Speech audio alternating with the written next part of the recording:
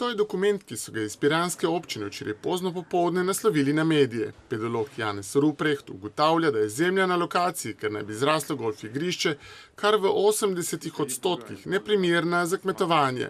A po podrobnejšem preverjanju se je izkazalo, da gre za dokument, ki v prvi vrsti služi zavajanju in spuščanju megle. Gospod Janez Ruprecht ni član naše delovne skupine oziroma ni zaposlen na Biotehniški fakulteti, ki trenutno izvaja to študijo.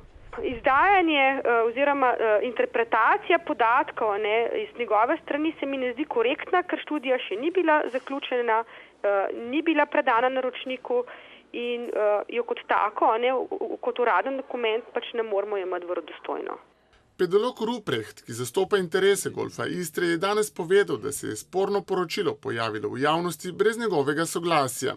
Kako je možno, da je spisal povzetek poročila strokovnih ugotovitev, kljub temu, da analiza tal še ni zaključena, pa ni znal prepričljivo pojasniti. Da je v boju za golf prisotno veliko nizkih udarcev, govori tudi včerajšnje tiskovno poročilo občine Piran. Navajam, občina Piran in Golf Istra se vedno sklicujeta na strokovne podatke, nasprotna stran pa izvaja rušilni pristop brez konkretnih argumentov. Konec navedka.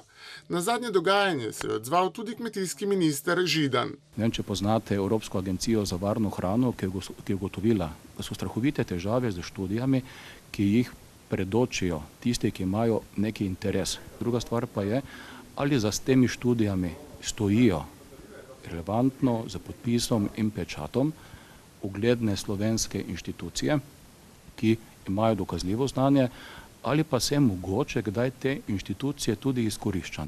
Tako iz podjetja Golf Istra kot iz občine Piran so danes poročili, da nikoli niso trdili, da gre za končno poročilo, ampak so navajali le ugotovitve pedologa Ruprechta.